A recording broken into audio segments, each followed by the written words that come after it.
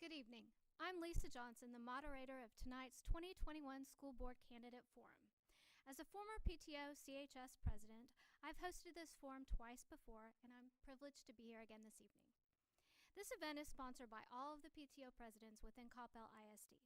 Elaine Linehan, the PTO president from Coppell Middle School North, will serve as our timekeeper this evening. Our event will be live streamed, and a recorded version of the forum will be available online soon afterward. This event could not have been made possible without our fantastic students from KCBY, so we thank them.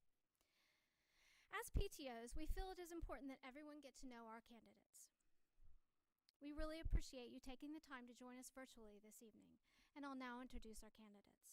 With us this evening we have incumbent Tracy Fisher, Sonal Tandale, and Sam Wellington. When we initially promoted tonight's events, we asked parents throughout CISD to submit questions to ask our candidates. Since we cannot possibly ask every question that was sent, we've narrowed down the responses to a few general questions. Each candidate will have 2 minutes to respond to the question. Elaine will raise the yellow paddle when they're halfway through their time, and the red paddle when their time is up. If you would like more information from the candidates, we would suggest you reach out to them individually. Their email addresses are available on the CISD website. Before we begin with our questions, we'll ask each candidate for a 2-minute introduction. Tracy, you may go first. Can you please introduce yourself and tell us why you've chosen to run for the Coppell School Board again? Thank you. Yeah, it's great to be here tonight. Thank the PTO for having this event. It's important information to share, and everybody needs to know who's running for school board. I am Tracy Fisher. I am your 9-year incumbent for this volunteer job. I hope that you'll take the time to learn a little bit more about my service over the past 9 years, because I've really dug deep and learned a lot more than I ever thought I could. When my kids were in school here, K-12, I advocated for them. That's what we do as parents. Through that process and volunteering, I attended 50 school board meetings prior to running for school board. So I thought I knew the job, and I will tell you, I learned a lot more in the process. I volunteered for 10 years before serving on the board. I served on our wonderful PTOs, but I also I volunteered in the visioning committees for years. I also was on bond oversight but bond committees. I worked on the DEIC. You name a volunteer job, and I probably did it. I also founded the Coppell Gifted Association, and in that role I was able to sort of disrupt the way parent groups engage with their local school districts in a positive way to help not only kids but also parents and the educators in our district. Prior to all that volunteering, I had a 14-year professional career with a Fortune 50 company where I worked in 3 different locations across the country, and that included a fully automated plant startup. I also was recruited after that away to work for another billion-dollar company that needed to become efficient and have better quality. And in that process, I worked in HR, I worked in marketing, and then I ended up working at the DFW airport in operations, where I managed 400 people.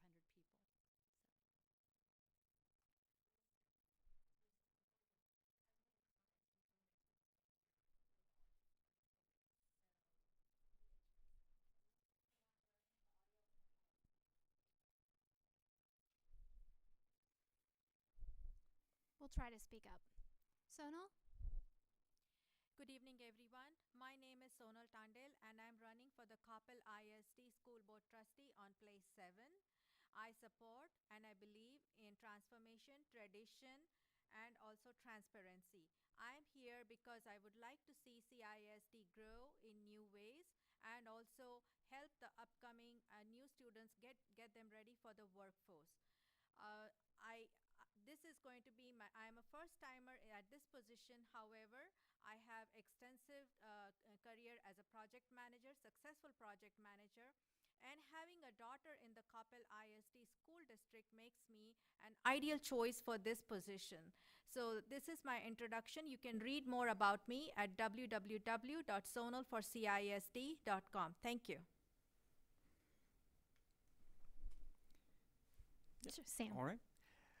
Well, good evening, and thank you for tuning in, and thank you for your interest in our kids' education. My name is Sam Wellington, and I have two children at Coppell ISD. My youngest is at Wilson in the DLI program, and my eldest is in Coppell Middle School North, now taking high school Spanish courses in middle school thanks to the DLI program in elementary. I myself studied in the DLI school, K through 12, graduated with an IB diploma from high school before going to study engineering in the UK, and eventually today becoming a director of transformation for a large multinational aerospace company. It is because I have lived some of this that I understand the value of what Coppell ISD has offered in the excellence of its education, but more importantly, the choice in learning styles that it offers its students. You may have heard that in the budget which is currently approved, there is a significant deficit. The school board will have challenges ahead of it to understand which decisions to make to solve this deficit, and it may impact our children's choices. Furthermore, last year, our teachers were asked to turn on a dime and do their job in a way that they were never trained to do, and I applaud them for having done so. But as we emerge from the pandemic and we return to more traditional face-to-face studying, we will have to identify any gaps in learning that occurred and address them as promptly as possible. It is for this and for many other reasons that I would like to ask for your vote so I can bring my skill set to the table at some of these hard decisions. Thank you. Thank you all. Sonal, we'll start with our first question with you. Coppell ISD enjoys strong support from parent volunteers. Their contributions to each campus are necessary components to success. Please explain your CISD volunteer experiences and how you feel that contribution has helped the students. Please include in your response if you have attended the iLead training presented by CISD. Thank you for that question. Like I have said, I'm a first-timer. I do not have any experience as a volunteer per se in the questions that have been asked. However, as a project manager and as a successful project manager, I have worked in all the big 5 companies, you name it, be it Microsoft, AT&T, Verizon. I know it's not apples to apple comparison, but what the school board needs today is management for fiscal management, for teacher-student management, and for managing how the school functions.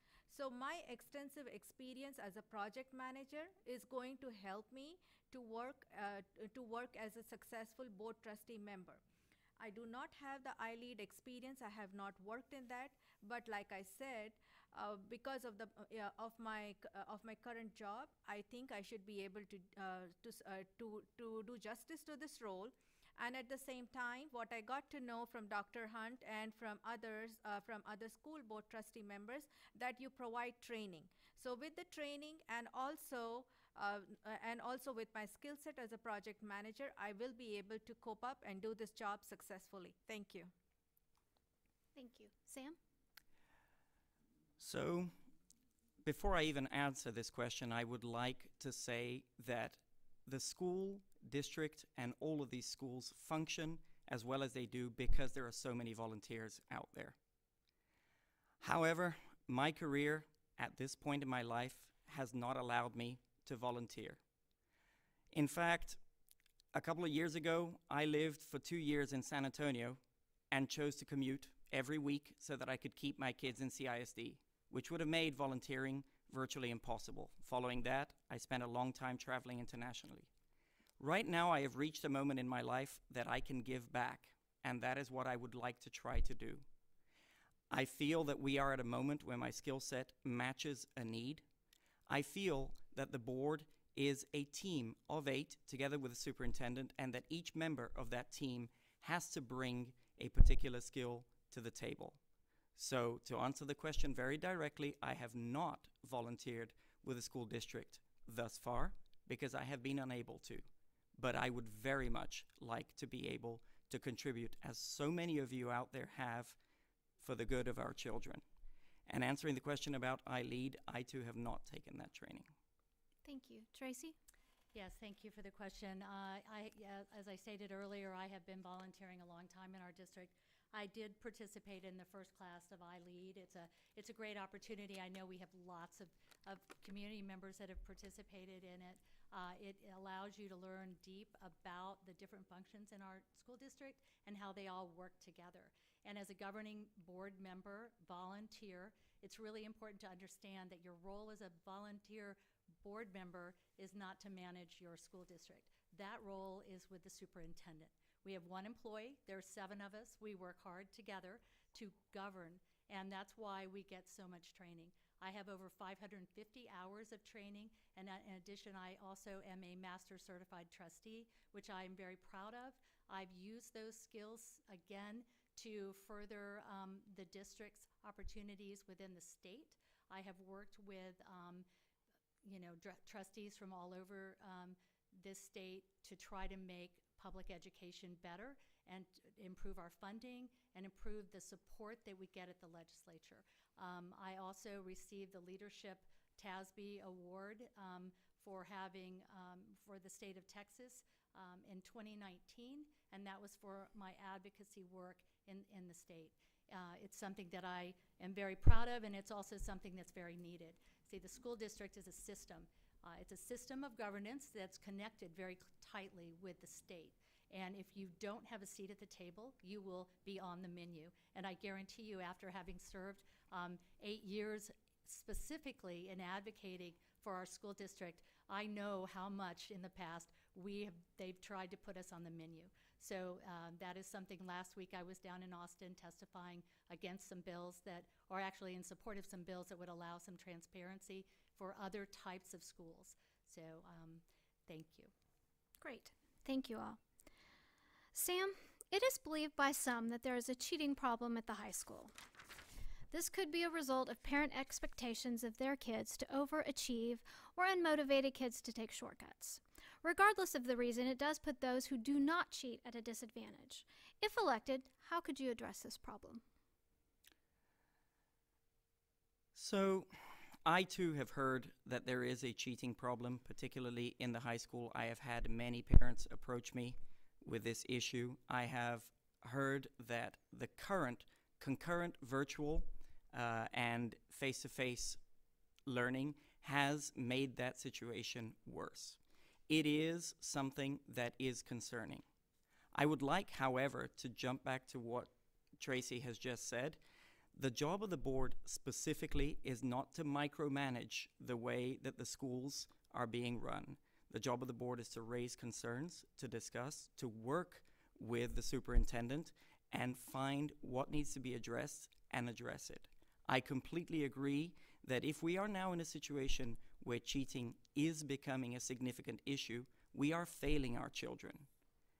The children who are out there cheating are learning through cheating how to pass a test and not how to gain the life skills that they need. So this is indeed a serious issue which I believe needs to be addressed. Thank you. Tracy? Yeah, thank you. This is something that really does concern me as well. Again, we aren't the managers of the district, but we do know and we hear from our community members about this type of thing.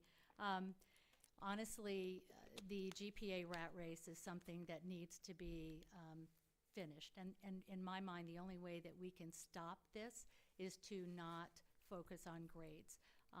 We have a mission statement that talks about providing deep, profound learning experiences for our children. You don't get deep learning experiences by doing multiple choice bubble tests. You get deep learning experiences by not worrying about the grade, but worrying about the learning. We have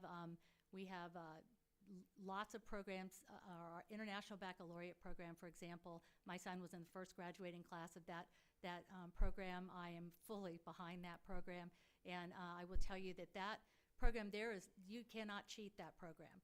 And so I would encourage parents, if you're worried about your kids cheating or if you want to make sure your kids learn deeply and profoundly, to look at some courses for them to take or some programs where learning is really important. And I don't mean to say that an AP class isn't an important learning opportunity, but an AP class is, the curriculum is a mile wide and an inch deep. Whereas in IB, you focus on a smaller period or a bunch of, you focus on a smaller set of problems, and you go deep into those, and you learn a lot. There's a lot of things involved. Our new Tech High, project-based learning, we're doing it in a lot of places in our district, in elementary, and some in middle school as well. That is a deep, profound learning experience as well. So I would just, as parents and as students, what I did with my own kid was, you've got to pick the classes you took. I picked up my classes when I was in high school, but worrying about your grade is not going to get you in life very far. Thank you. Sonal? Like I said in my opening statement, that's I support transparency. So with that, I am trying to say that the reason why kids are getting into cheating and doing things which are not correct is because Coppell ISD is not disclosing ranks, at least privately to all the students and parents. On account of this peer pressure, the kids they tend to do, because they want cheating, because they would like to be seen in the top 10% in terms of ranking. In order to help this, I would say that we need to have a transparent ranking system. I am not saying that the ranks should be disclosed in public. That's not how it should be. But the ranks be given to the parents, like you do in just privately for the family, and they can then evaluate what are the choices the student can take in order to better live their education and to be good citizens. That will be a motivating factor and help them to avoid cheating. And the reason why they're doing cheating is just because of the pressure, and I'm here to support and or to reduce the pressure that the kids and our parents are having in the district. Thank you. Thank you all. Tracy, what CISD community interest and perspectives will you or do you represent that are different from the other current board members to ensure that the board has robust and well-rounded dialogue for the benefit of CISD students, teachers, parents, and the community at large? That's a great question. Well, I've been very involved in our community for a number of years, and besides having my own kids having gone through the program or through the school district, I also have a grandson that just started this year at Austin Elementary, and so he's really excited. So I'm seeing this through those younger eyes as well. But community-wise, I've been involved in the city. I've gone to Coppell, through Coppell, Leadership Coppell. I work in the community gardens. I am very involved in the Greater Dallas Veterans Foundation. So I work with veterans, have a lot of supportive veterans in the community. I work with, I've worked in a lot of different areas. I really relate to a lot of different groups in the community. And I just, with respect to the board, we've got a great board of trustees from a lot of different areas, and what I think I bring is, besides perspective on the historical things that have happened in our school district and our community, because I've lived in our community. We moved here in our 20s, so we've been here a while, and we've seen this community grow a lot. I founded the Coppell Gifted Association, and so I have that advanced academics focus. I'm trying to think of all the different ways. I'm a strategic thinker. We've done our strengths finders on our board. We're always working to try to figure out how to work better together so we understand each other. And my strengths are very different from everyone else's. Not to say they're all alike. We're all different. Our backgrounds are different. But I definitely have a voice on our district board that is different than my other school board member friends who I adore. So, thank you. Sonal? Yes. Thank you for this question. So the way I look at this is there are two parts how I would like to answer this.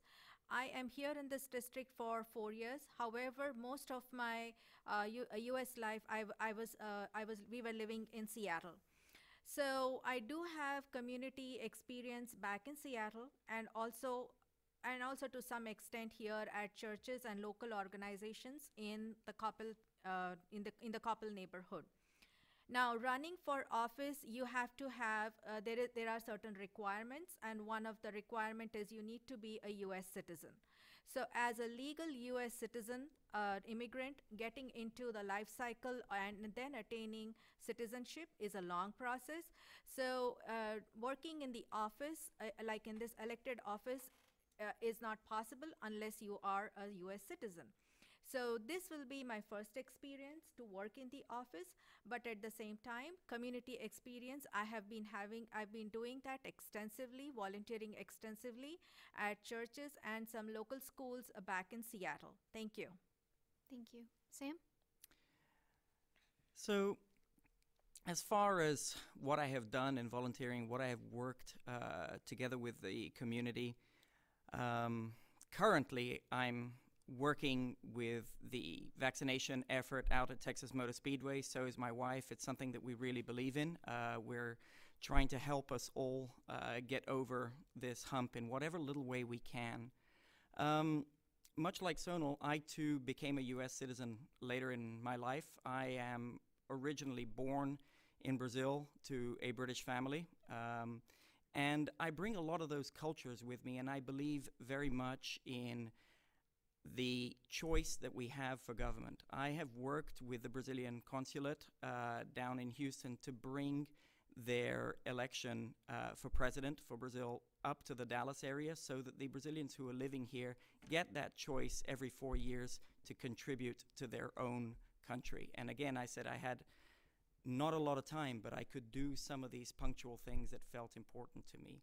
Now, coming to what we bring to the table at the board, I think that elections happen with a relative frequency because I think needs change, and I think the toolkit that needs to be brought to the table is dependent upon the moment that you're in.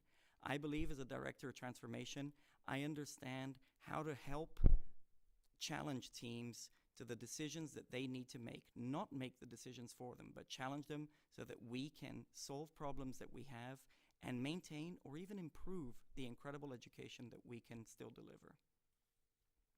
Thank you. Sonal, we've recently learned that CISD has become involved in the custody lawsuit of one of its families. CISD attorneys have apparently billed around $250,000 in this matter.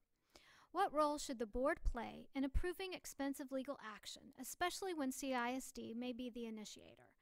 As most CISD families do not have the means to defend themselves against this type of legal action, should board approval be required, given that only the board is directly accountable to the people? That's a good question and a tough question. So I have I have conservative values, and I am conservative even in for the fiscal expenditure that Coppell ISD may be doing, because it is our property tax, our money that is going into the Coppell ISD school board and the school structure. So I think that we already have a $7 million deficit that we've all been talking about, and school board should not be getting into this personal matters, and rather leave it with the families and let the civil law handle it. That's all. Thank you. Thank you. Sam? That is a difficult question. And it's a difficult question because I think what somebody is expecting as a response to that is a sweeping position that says the school board should, or the school district should or should not get involved in legal action that is relevant to families. I don't think that there is a one-size-fits-all. I think every case has its own peculiarities, and I think the school also has a duty to the education and well-being of these children.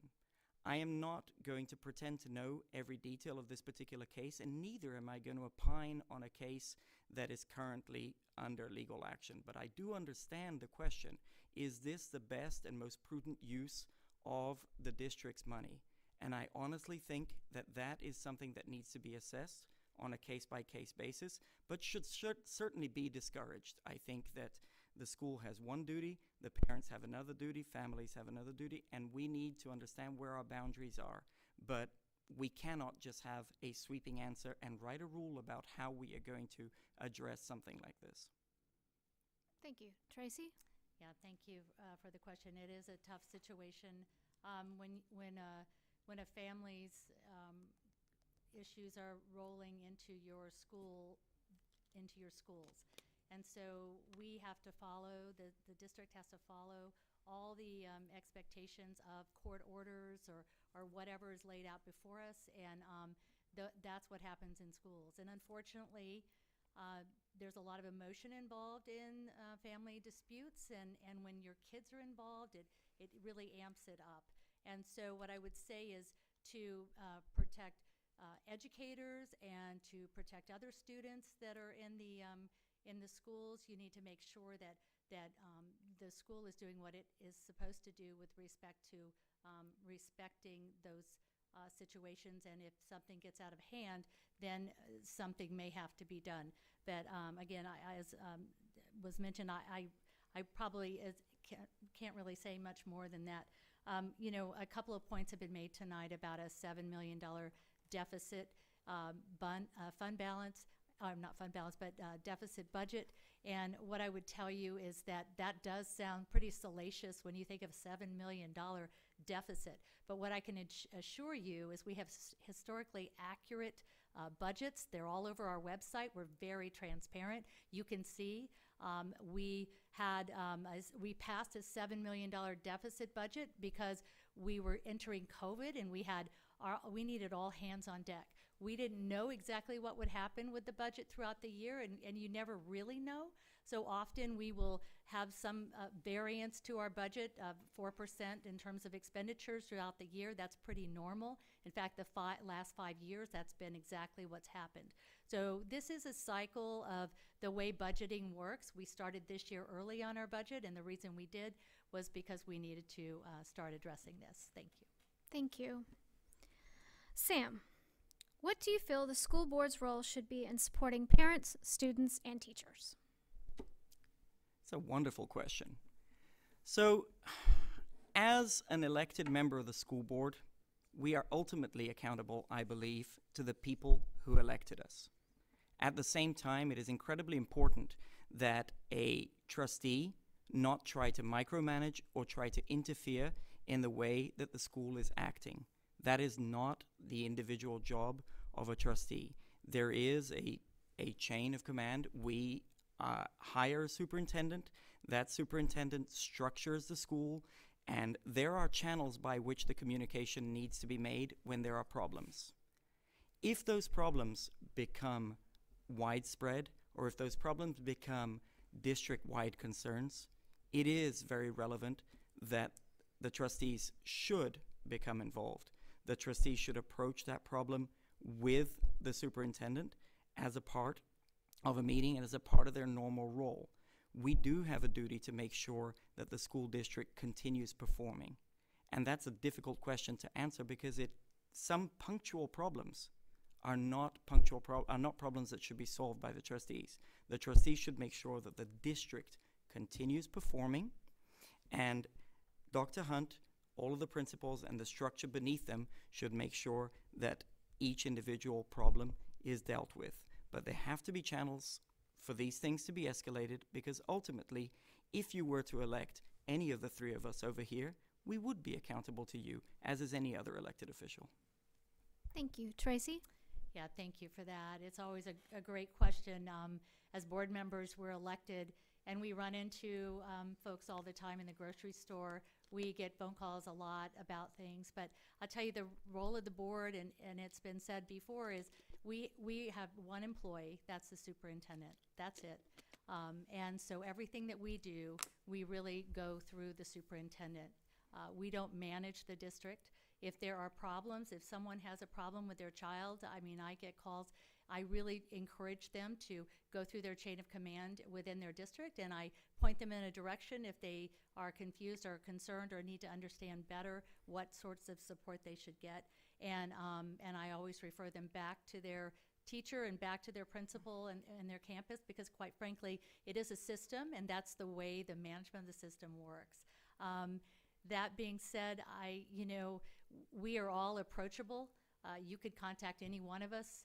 And we have onboarded 5 new school board members in the past or actually 6 new school board members in the past 5 years. And Dr. Hunt has himself, he's only served, this is his 4th year as a school board superintendent or a school superintendent, and he's already had 4 new trustees. So that's hard on a school district. And when you're on the board, you know, when your educators are in their classrooms or when they're listening to hear about how we're handling COVID or whatever other issues there are, they're always listening to the words you use and the way you say things. And support of your educators, we have fabulous educators in Coppell, and you know, our turnover is very low compared to other districts in the area. And part of that is we love our teachers, and we make sure the most professional ones come here, and we want to keep them.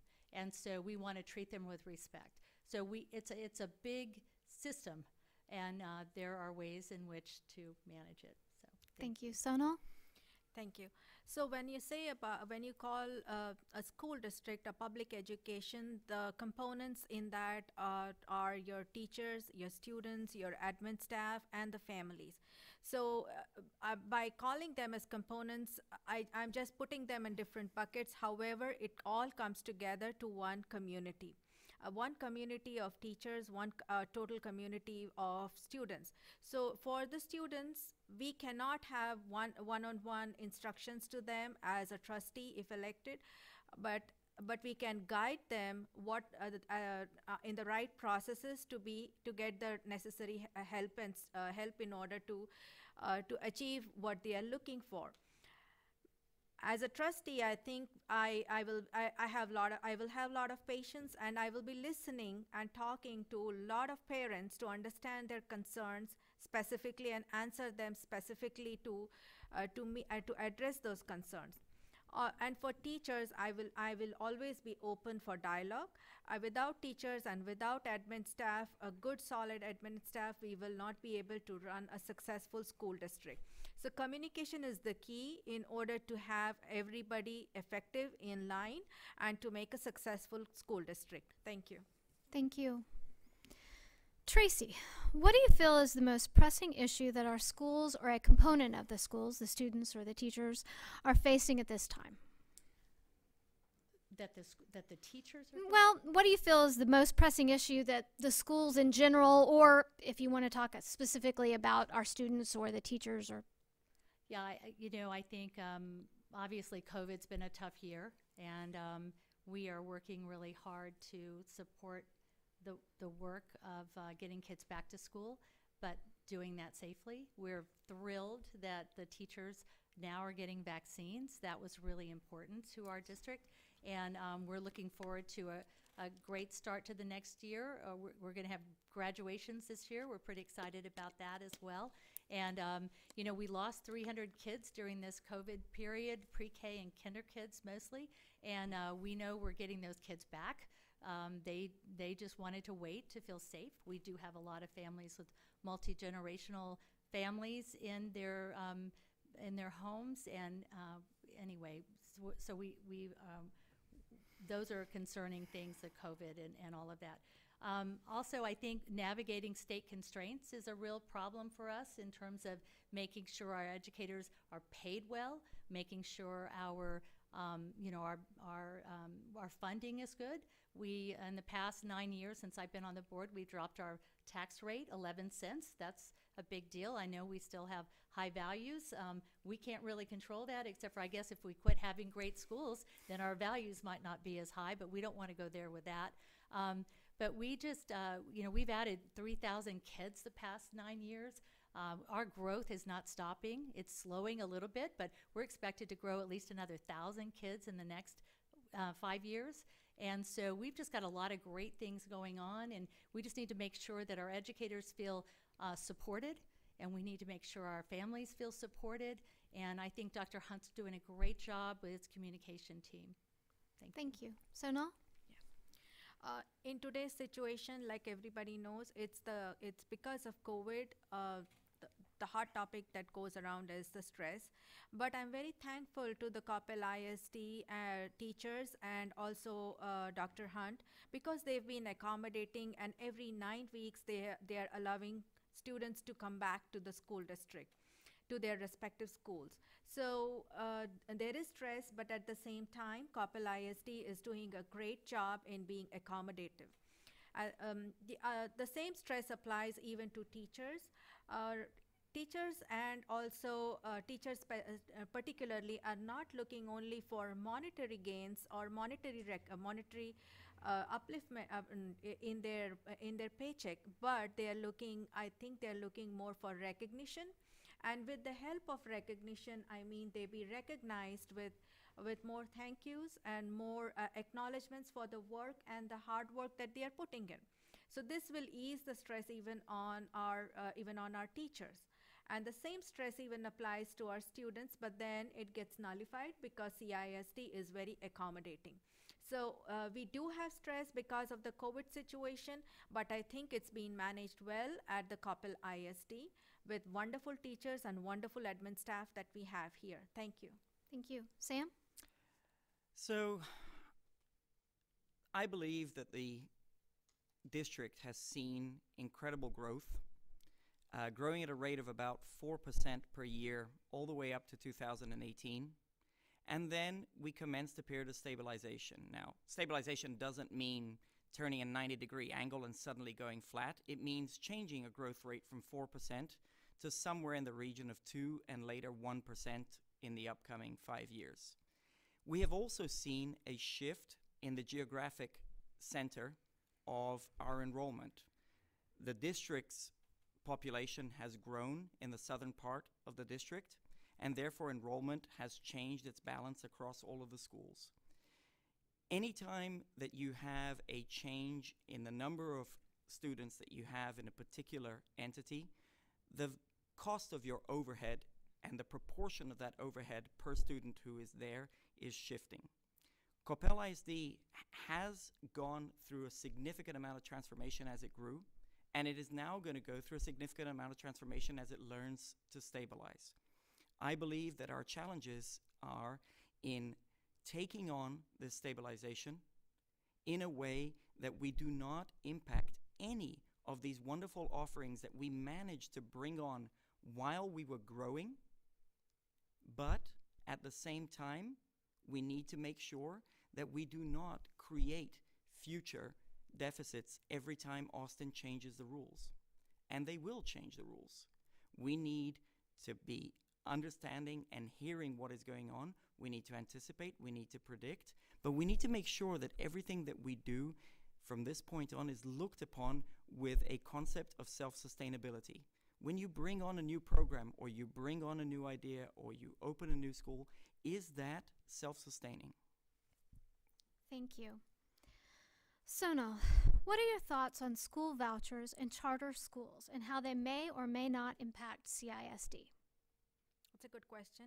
Yes, we have charter schools in our neighborhood and one of the reasons why people prefer or like to send their kids to charter school is because of student-teacher ratio. We are not impacted as much by the student-teacher ratio, I will say, because we at Coppell ISD have a wonderful ratio, and we are. And as the kids go into the high school, there is a choice for them that they can choose one of the parts of high school where they can choose to make a career choice with new tech. So we do have the charter schools in our neighborhood, but as such we are not as much impacted because our school district is offering wonderful teachers, wonderful curriculum, but a little bit of transparency and some changes in the way we present. I think we have to we have to more look at it from why people are moving to Plano or moving outside of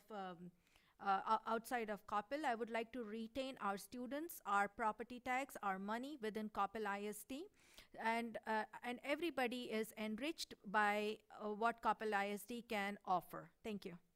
Thank you. Sam? So that's a great question, and I think if we look at charter schools and why charter schools first came to be, it was a way to challenge some of the underperforming school districts by looking at different innovative ways of doing things and creating, to some extent, a type of competition in the public sector. The reality that actually occurs is they operate by a different set of rules. They do not have to have the same offerings that you have to have in a public school district, and that allows them to have a completely different cost base. Now, the issue that we have is, as students migrate to these charter schools, the enrollment migrates to these charter schools, and it becomes significantly more difficult to balance and continue delivering these additional needs that we need to do as a public district, and the charter schools do not. Now, if we look at our particular situation here in Coppell, and we look at the turnover of teachers in Coppell ISD, which, as was said earlier, is extremely low, and this is very valuable from a standpoint of our teachers understanding this school system and how it works, and our students getting to know those teachers, and those two symbiotically improving with each other. I think when you look at the charter schools, the turnover rate is much higher. The teachers who are going there may be looking for something different, or that system may not be working for them. So I understand that some parents are making that decision. I believe that is a family decision to be made, but I do believe that charter schools are a challenge for Coppell ISD. Thank you. Tracy? Thank you. It's great when candidates learn a lot about a topic when they're running for school board, and I'm very grateful for that, so I don't have to say as much. Overall, charters perform worse than public schools. It's a fact. All the data says it. It's been mentioned charter schools were started for a different reason, but we're in a new land right now. Texas is a gold rush for charter schools. Charter schools are coming in here as quick as they can, and they're not in Texas. They're coming in from all over the country. California, Virginia, Florida. They're coming here, and they're not really nonprofit. They are for-profit charter schools. So the dollars that we send, taxpayer dollars that we send to charter schools, they end up in other states. They end up in Learjets, and they end up in Spur suites for those board members. Charter boards are not, the oversight is not transparent because they are not elected board members by their public, and so I could go on and on about it. Charters are a worse performing school, and here's an example, right? We have a $7 million deficit budget right now. We know it's going to be much less than that, but if right now we would get our kids back that were in charter schools, if we got them back in elementary school, we would get a little over $7 million back in student revenue. So that would kind of about take care of all of our problems, right? But what's really sad, and people that pay taxes that don't have kids should be really offended by this. And I don't know how any conservative person could support a charter school. Charter school kids are worth more. That's what the state commissioner says, and he's the person in control of all charters. They're worth more. That same 800 kids or whatever that we're losing in Coppell is worth $8.2 million to those charter schools. Thank you. Thank you. I just want to thank KCBY students for doing this for us tonight. COVID's been a real challenge, and one of them was putting on this event, which we usually would do in person. But we're lucky, we're 6 feet apart, and we were able to do this without masks on this evening, and it's beautiful and filmed perfectly for you guys because of these students, so thank you. Thank you to each one of you for coming and joining us and telling us a little bit about why you've chosen to run for the school board. As someone who has not chosen that and will not be choosing that, thank you, because that's just a huge commitment, and it's just wonderful that you all care so much about our district that you've chosen to do that. Thank you for being here tonight and watching us later. Early voting has already begun. Get out there and vote. Thank you.